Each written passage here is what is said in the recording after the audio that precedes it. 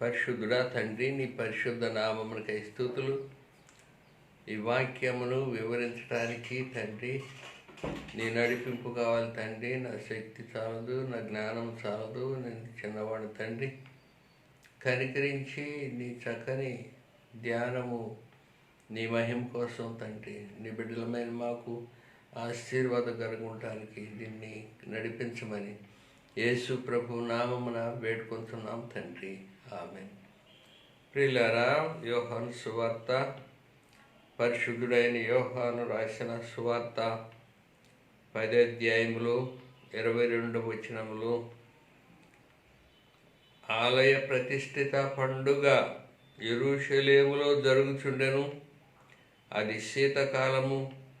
అప్పుడు యేసు దేవాలయములో సొలొమోను మంటపమున తిరుగుచుండగా యూదులు ఆయన చుట్టూ పోగై, ఎంతకాలము మమ్మను సందేహపెట్టుదు, నీవు క్రీస్తువైతే మాతో స్పష్టముగా చెప్పుమని.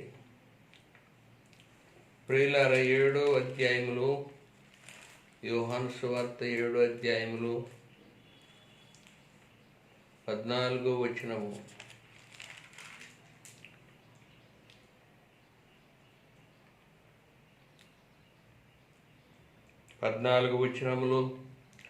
సగము పండుగ అయినప్పుడు యేసు దేవాలయంలో నిలిచి దేవాలయంలోనికి వెళ్ళి బోధించుచుండెను.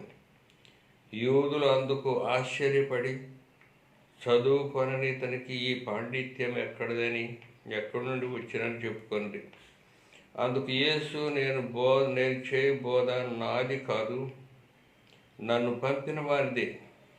ఎవడైనను ఆయన చిత్తము చొప్పున చేయు నిశ్చయించుకొని ఎడల ఆ బోధ దేవుని వలన కలిగినదో లేక నా అంతటా నేనే బోధించున్నానో వాడు తెలుసుకొను. తనంతట తానే బోధించువాడు స్వకీయ మహిమను వెదకును గాని తను పంపిన వారి మహిమను వెదకువాడు సత్యవంతుడు, ఆయన యందు ఏ దుర్నీతియు లేదు. ప్రియులారా, the teaching it is for the glory of the teacher and for the glory of the truth. బోధించే బోధకుని యొక్క మహిమను ఎక్కడి నుండి వచ్చాడో, ఏ మహిమతో వచ్చాడో, ఏ మహిమలో నుండి వచ్చాడో ఆ మహిమను తెలియచేస్తుంది బోధలు.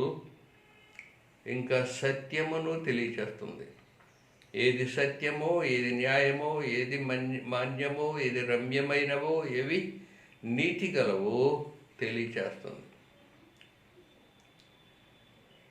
మీరు సత్యము గ్రహించినట్లయితే సత్యం మిమ్మల్ని స్వతంత్రులుగా చేస్తుందని మన ప్రభువు చెప్పి ఉన్నాడు. ఆ సత్యము గ్రహించడానికి వారికి అర్థం కాక బుర్రలు పేలిపోతున్నాయి. యేసు ప్రభు వారికి సత్యము నేర్పడానికి ఎంతో వేతన పడుతున్నాడు. ఇంత గొప్ప బోధ చేస్తున్నావు, ఈ బోధ ఎక్కడి నుండి వచ్చింది నీకు? ఈ జ్ఞానం ఎక్కడి నుండి వచ్చింది? నువ్వు చదువుకు అంత పెద్ద చదువు లేనివాడు, చదువుకున్నవాడివి కాదు కదా, నీకు ఈ బోధ ఎక్కడి నుండి వచ్చిందని చాలా వేదనతో అడుగుతున్నారు. ప్రియులారా, ఇది నా తండ్రి వద్ద నుండి వచ్చింది. నువ్వు ఈ క్రియలు ఇప్పుడిప్పుడే అంతకుముందే చేసిన క్రియలు, ఈ క్రియలేంటి? ఈ క్రియలు ఎవరు చేయలేరే, అద్భుతాలు ఆశ్చర్యాలు ఎవరు కూడా చేయలేరే, ఇది నువ్వు ఎక్కడి నుండి వస్తుంది? అలాంటి సిచ్యువేషన్లో ప్రజలు గుంపులుగా పోగవుతున్నారు.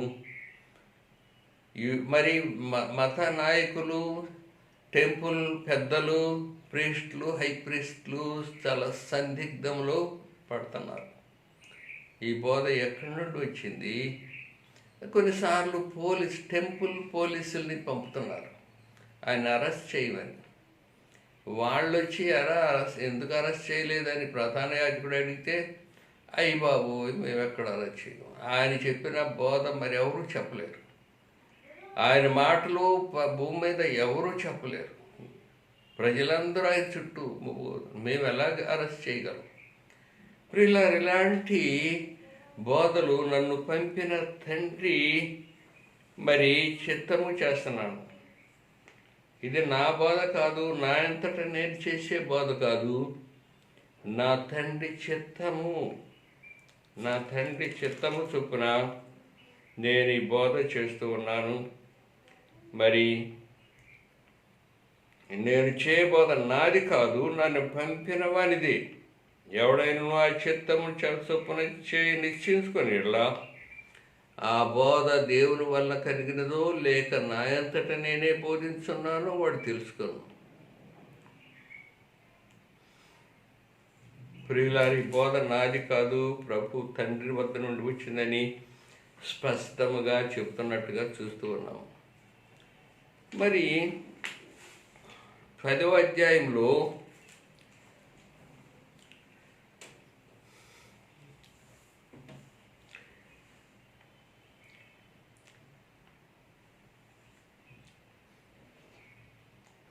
ఆలయ ప్రతిష్ఠిత పండుగ యెరూషలేములో జరుగుచుండెను. అది శీతకాలము. యేసు చేయు బోధ. యేసు దేవాలయములో సొలొమోను మంటపమున తిరుగుచుండగా యూదులు ఆయన చుట్టూ పోగై, ఎంతకాలము సందేహపెట్టుదువు? నీవు క్రీస్తువైతే మాతో స్పష్టముగా చెప్పుమన్నప్పుడు ఆయన అంటున్నాడు, నా క్రియలు నన్ను గురించి తెలియజేస్తున్నాయి. నేను నా తండ్రి నామమందు చేస్తున్న క్రియలు నన్ను గురించి సాక్ష్యమిస్తున్నవి. నా క్రియలు నన్ను గురించి సాక్ష్యమిస్తున్నాయి. అయితే మీరు నా గొర్రెల్లో చేరినవారు కారు కాబట్టి మీకు ఇలాంటి అనుమానము సందిగ్ధము మీకు కలుగుతుందని చెబుతున్నాడు. ప్రియులారా, పేతురు గొప్ప సందిగ్ధములో పడ్డాడు. ఎలాగంటే పేతురు in our task would deny Christ every day. మన అనుదిన జీవితంలో మన మాటల్లో మన బోధ మన అనుదిన జీవితంలో మన ఆరాధన, కొన్నిసార్లు మన ప్రార్థనలో మన విశ్వాసాన్ని వ్యక్తం చేసేటప్పుడు అనేక సార్లు యేసు ప్రభువుని అంతగా ప్రేమించినట్టుగా, అంతగా విశ్వాసం ఉంచినట్టుగా కొన్నిసార్లు డినై చేస్తున్నాం. యేసు ప్రభువుని కొన్నిసార్లు సరైన రీతిగా మనం ఒప్పుకోవట్లేదు. పేతురు supreme trial for the Peter. అదేంటంటే ఒక సర్వెంట్ గాళ్ళు వచ్చి, నువ్వు ఆయనతో కూడా ఉన్నావంటే, అమ్మాయి నేను ఎరుగను అని ఏదో ఒక రకమైన శబ్దముతో, స్వరముతో, అమ్మాయి అతని నేను ఎరుగను అని అబద్ధమాడాడు, బొంకాడు, డినై చేశాడు. అక్కడ ఏం రాశారంటే, Peter bolted the main door but the thief on the cross break it into tiny windows. పేతురైతే ఆ మెయిన్ డోర్ని మూసేస్తున్నాడు. విశ్వాసం అనే ముఖ్యమైన డోర్ని మూసేశాడు. తన యొక్క అవిశ్వాసాన్ని, నేను ఎరగనని చెప్పటం వల్ల, తను డినై చేసినందువల్ల పేతురు విశ్వాసం అనే మెయిన్ డోర్ను మూసేస్తున్నాడు. కానీ శిలువ మీద ఉన్న దొంగ through a tiny window he is opening the door. విశ్వాసాన్ని తెలియచేస్తున్నాడు. తండ్రి, నీవు నీ మహిమతో, నీ రాజ్యంతో వచ్చినప్పుడు నీవు నన్ను జ్ఞాపకం చేసుకోమని చెప్తూ ఉన్నాడు. ప్రియులార, విశ్వాసము ఈ రీతిగా మనలో ఉంటూ ఉండగా, మరి యూదుల పండుగ ఏంటంటే, యూదుల పండుగ గురించి యూదుల విషయం కొద్దిగా తెలుసుకోవటం మంచిది. ప్రియులారా, 168 BC 168 BCలో సిరియన్స్ చేతిలోకి ఇశ్రాయేలు వచ్చారు. సిరియన్స్ చేతిలోకి ఇశ్రాయేలు వచ్చారు. తర్వాత 3 సంవత్సరాలైన తర్వాత 165 BC జూడా మక్కబియా రివోల్ట్ చేశాడు. మక్కబియాస్ అనే ఒక యాజకుడు, ఒక ప్రీస్ట్ ఉన్నాడు. అతనికి 5 కొడుకులు ఉన్నారు. అప్పుడు 165 సంవత్సరంలో ఈ సిరియన్ రాజు యాంటియోకస్ ఎపిఫనస్, వాడు ఓల్డ్ టెస్టిమెంట్లో ఉన్న యాంటీ క్రైస్ట్ అంటారు. యాంటీ క్రైస్ట్ ఇన్ ఓటీ, పాత నిబంధనలో కనపడుతున్న అంత్యక్రీస్తు. అనేక సార్లు అంత్యక్రీస్తు మరి కనపడతా ఉంటాడు. అనేక సార్లు మరి ఆ డ్రాగన్ కనపడతా ఉంటాడు. అనేక సార్లు బీస్ట్, మృగములాగా అంత్యక్రీస్తు పాత నిబంధనలో కనపడతా ఉంటాడు. ఇక్కడ అంత్యక్రీస్తు అనేవాడు యాంటియోకస్ ఎపిఫనస్ 165 సంవత్సరంలో ఇది ఈ సిరియన్స్ చేతిలోకి వచ్చిన తర్వాత మరి 3 సంవత్సరాలకి వీడు దేవాలయాన్ని అపవిత్రపరిచి, యూదుల ఆల్టర్ని అపవిత్రపరిచి, యూదుల ఆల్టర్ మీద పంది రక్తం చిందించి యూద మతం అసలు సమూలముగా నాశనం చేయాలని ఆశపడ్డవాడు. అంతకుముందే గ్రీకుల చేతిలోకి వచ్చింది. మరి గ్రీకులు పరిపాలించినప్పుడు యూదులు చాలా చక్కగా, చాలా సంతోషంగా ఉన్నారు. గ్రీకులు యూదుల్ని చాలా ప్రేమించారు. అలెగ్జాండర్ చేతిలోకి వచ్చిన తర్వాత గ్రీకులు చాలా సంతోషంగా ఉన్నారు. అయితే అలెగ్జాండర్ చనిపోయిన తర్వాత గ్రీకు రాజ్యము చిన్నాభిన్నం అయిపోయింది, 4 ముక్కలైపోయింది. ఈ విషయాన్ని మరి దానియేలు గ్రంథములో 8 అధ్యాయం 3 నుండి 7 వచనాల్లో కనపడతా ఉంటుంది. ఈ చిన్నాభిన్నం అయిపోయింది. ఆ తర్వాత గ్రీకు సామ్రాజ్యం వచ్చిన తర్వాత గ్రీకు చక్రవర్తి అలెగ్జాండర్, అతని గురించి మేకపోతూ భూమి మీద కాళ్ళు ఆనించకుండా భూమి అంతా నలుదిక్కులుగా తిరుగుతున్నాడు. మహావీరుడు, మహా గొప్ప అలెగ్జాండరు, యూదులను ప్రేమించిన వాడు. అలెగ్జాండర్ చనిపోయిన తర్వాత మరి యూదులు సిరియన్స్ చేతి కిందకు వచ్చారు. ఈ సిరియన్స్ చేతిలో చాలా కష్టాలు పడ్డారు. అందులో యాంటియోకస్ ఎపిఫనస్ అనేవాడు ఒక యాంటీ క్రైస్ట్ లాంటి వాడు, క్రీస్తు విరోధి. వాడు ఆల్టర్ని అపవిత్రపరిచినప్పుడు మక్కబియా అతను విప్లవం లేపి వాళ్ళని తరిమి కొట్టి సిరియన్స్ని ఓడించి వాళ్ళు రాజ్యాన్ని కట్టుకున్నారు. జూడా మక్కబియా ఆ రోజు ఆ బలిపీఠాన్ని తిరిగి, యూదా బలిపీఠాన్ని తిరిగి మళ్ళీ కట్టి ప్రతిష్ఠించిన రోజు. దీనికి గుర్తుగా యూదులు ప్రతి సంవత్సరము ప్రతిష్ఠిత పండుగ, ఆల్టర్ను మళ్ళీ తిరిగి కట్టుకున్న పండుగ, ప్రతిష్ఠిత పండుగ జరుపుకుంటుంటారు. ప్రియులారు, ఇలాగూ యాంటిక్రైస్ట్ తర్వాత మరి వీడిని ఓడించి మక్కబియా ఆల్టర్ను ప్రతిష్ఠించి తిరిగి రాజ్యాన్ని స్థాపించుకొని 100 సంవత్సరాలు ఇండిపెండెంట్గా, స్వతంత్రులుగా బ్రతికారు. 100 సంవత్సరాలు వీళ్ళు పరిపాలించుకోగలిగారు. అయితే వీళ్ళ దగ్గర సరైన వెపన్స్ లేవు, సరైన ట్రైనింగ్ లేదు, సరైన సోల్జర్స్కి ట్రైనింగ్ లేదు, వెపన్స్ లేవు. ఇలాగూ చాలా కష్టమైంది. యూదులు తన రాజ్యాన్ని కాపాడుకోవటానికి, సిరియన్స్ని ఎదిరించడానికి చాలా కష్టమైనప్పటికీ 100 సంవత్సరాలు పరిపాలించుకున్నారు.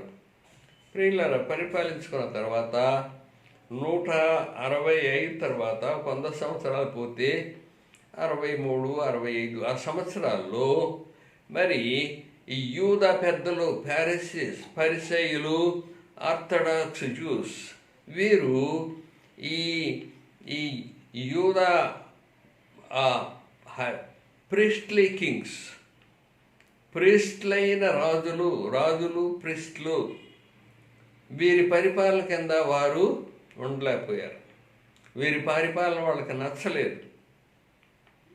ప్రిస్ట్లీ కింగ్స్, యాజకులైన రాజులుగా ఉన్న వీరి పరిపాలన ఈ ప్యారిసిస్కి వీళ్ళకి నచ్చక వీళ్ళు ఎదురు తిరగటము.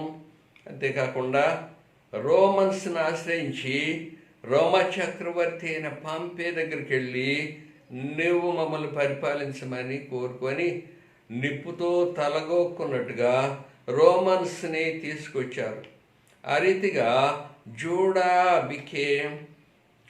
Came into under the Roman province. రోమియుల రాజ్యంలోనికి యూదా మతం ఇందులోకి వచ్చేసింది. రోమన్స్ చాలా కఠినమైన వారు. పాంపే ఏం చేశాడంటే చక్కగా పండిన దోస పండులాగా పండి ఎలా గమగమ కొడతా ఉంటుందో అలాగూ పాలస్తీనా దేశాన్ని చూశాడు. ఇది బిజినెస్ సెంటరు, ఇది బిజినెస్కి చాలా బాగుంటుంది, ప్రపంచానికి సెంటరు నడిబడిలో ఉంది, వెరీ బిజినెస్ని ఎంతైనా పెంచుకోవడానికి వీలుగా ఉంటుందని పాంపి ఆశపడి ఇక్కడ నుంచి అన్ని దిక్కులకి రోడ్లు వేపించాడు. అన్ని దిక్కులకి రోడ్లు, యూరోప్ అంతటికి, ఐరోపా, ఆస్ట్రేలియా ఈ ఖండాలన్నిటి కూడా హైవే రోడ్స్ వేయించి తన బిజినెస్ని పెంచుకున్నాడు. అప్పుడు ఆ రీతిగా యూదా మతము, ఈ ఇస్రాయల్ దేశము రోమన్స్ చేతి కిందకు వచ్చింది. ఈ రీతిగా వచ్చినప్పుడు అతను ఏం చేశాడంటే అక్కడ లోకల్ పెద్దలను పెట్టి పరిపాలించడం మొదలుపెట్టారు. ఆ లోకల్ పెద్దల్లో ఒక మొనగాడు ఎవడంటే హేరోదు. ఆ హేరోదుని పెట్టి యూదా మతాన్ని, ఈ దేశాన్ని, ఇశ్రాయేల్ దేశాన్ని పరిపాలించడానికి అతను అధికారిగా పెట్టాడు. అతను ఎదోమైట్, ఏశావు సంతానం ఎదోమీయుడు. ఆ ఎదోమీయుడు ఇప్పుడు దేవుని బిడ్డలైన యూదుల్ని, ఇశ్రాయేల్ ప్రజల్ని పరిపాలించే నాయకుడయ్యాడు. ఆ రీతిగా ఈ హేరోదీయుల చేతి కింద కొంతకాలము పాలస్తీనా దేశం ఉంది. మరి పాలస్తీనా దేశం తర్వాత హేరోదు చచ్చిపోయిన తర్వాత తన కొడుకులు పరిపాలించారు. తర్వాత ఈ హేరోదుల చేత పరిపాలించబడిన దేశము మరి మనకు తెలుసు. అక్కడ ఈ క్రీస్తు తర్వాత 70వ సంవత్సరంలో ఎప్పుడైతే రోమన్స్ వాళ్ళు తిరిగి వచ్చి యెరూషలేమును నాశనం చేసి కాల్చేశారో ఆ తర్వాత హేరోదీయుల పేరు కనబడదు. ఆ హేరోదీయుల పేరు వారి ఈ హిస్టరీ పేజెస్లోంచి తీసేయబడింది. ప్రియులది రోమన్ హిస్టరీగా ఉంటూ ఉన్నది. ఇలాంటి దీన్ని పురస్కరించుకొని యూదులు ప్రతి సంవత్సరము ఆలయ ప్రతిష్ఠిత పండుగ చేసుకుంటూ ఉంటారు. ఆ పండుగలో యేసు అక్కడ నిలిచి మాట్లాడుతున్నప్పుడు ఎంతకాలం నీవు మూల సందిగ్ధములు ఉంచుతావు, నీవు క్రీస్తు అయితే మాతో చెప్పుమని అడుగుతున్నారు. నేను చెప్పిన కానీ మీరు నమ్మట్లేదు, అయితే నా క్రియలు నన్ను గురించి చెబుతున్నాయి. దేవుడు అన్న మోషే అడిగాడు దేవుణ్ణి, దేవా నువ్వు నాకు ఎక్సడస్ 33 అధ్యాయంలో నిర్గమ 33 నీ ముఖము నాకు చూపించు ప్రభు అని అడిగినప్పుడు తండ్రి దేవుడు అంటున్నాడు, నా ముఖము నువ్వు చూడలేవు కానీ నా క్రియలు నీకు చూపెడతా, నా కార్యములు, నా గొప్ప కార్యములు, నా మహిమను నీకు చూపెడతా. యేసు ప్రభువులో దేవుని క్రియలు, దేవుని మాటలు, దేవుని యొక్క రూపము, దేవుని యొక్క సంపూర్ణత్వము యేసు ప్రభువులో ఇమిడి ఉన్నాయి. అందుకని నా క్రియలు నన్ను గురించి బయలుపరుస్తున్నాయి, నా మాటలు నన్ను గురించి బయలుపరుస్తున్నాయి. నేను చెప్పే ఈ నాయి కాదు, తండ్రి మాటలే అని చెబుతూ ఉన్నాడు యేసు ప్రభు. 27 మరి వచనము యోహాను సువార్త 7వ అధ్యాయములో 37వ వచనంలో, ఆ పండుగలో మహాదినమైన అంత్యదినమున యేసు నిలిచి, ఎవడైనను దప్పికొని ఎడలా నా యొద్దకు వచ్చి దప్పి తీర్చుకొనవలను. నా యందు విశ్వాసం ఉంచువాడెవడు లేఖనము చెప్పినట్టు వారి కడుపులో నుండి జీవ నదులు పారునని బిగ్గరగా చెప్పాను. ప్రియులారా, దేవుని బిడ్డలు పొందబోయే మహిమ, దేవుని బిడ్డలు పొందబోయే అంత్యకాలములో వారు పొందబోయే మహిమను గురించి యేసు ప్రభు చెబుతున్నాడు. దప్పికొనిన వాడు నా దగ్గరికి రావాలి. ఎవడైనాను దప్పికొన్నట్లయితే ఎట్లా నా యొద్దకు వచ్చి దప్పి తీర్చుకొనవలను. దప్పికొనిన వాడు నా యొద్దకు వచ్చి దప్పి తీర్చుకోవాలి. నా యందు విశ్వాసం ఉంచు అని కడుపులో నుండి లేఖనము చెప్పినట్టుగా నా యందు విశ్వాసముంచు వారి కడుపులో నుండి జీవ జల నదులు ప్రవహించునని బిగ్గరగా చెప్పారు. యెషయా ప్రవక్త రాస్తూ ఉన్నాడు 55 అధ్యాయములు, దప్పికొనిన వారులారా నీళ్ల వద్దకు రండి, రూకలు లేకపోయినను పాలను ద్రాక్షారసమును కొనండి. దప్పికొనిన వారులారా నా వద్దకు రండి. A great invitation. ప్రయాసపడి భారం మోసుకుంటున్న సమస్త ప్రజలారా నా వద్దకు రండి, నేను మీకు విశ్రాంతినిస్తాను. ప్రియులారా, యేసు ప్రభు ఇచ్చే పిలుపు, యేసు ప్రభు ఇచ్చే ఆహ్వానము, ఇన్విటేషను ఇలాగూ దప్పికొనినట్లయితే నా వద్దకు రండి, వానికి నేను మీకు సమృద్ధిగా జీవం ఇస్తాను, రూకలు లేకపోయినా నేను ఇస్తానని యెషయా ప్రవక్త చెప్తున్నాడు. ఎవడైనా దప్పికొని ఎళ్ళ నా యొద్దకు వచ్చి దప్పి తీర్చుకొనవలను. నా యందు విశ్వాసముంచు వాడెవడు వారి కడుపులో నుండి లేఖనము చెప్పినట్టుగా వారి కడుపులో నుండి జీవ జల నదులు ప్రవహించనని బిగ్గరగా చెప్పాను. ప్రియులారా, విశ్వాసము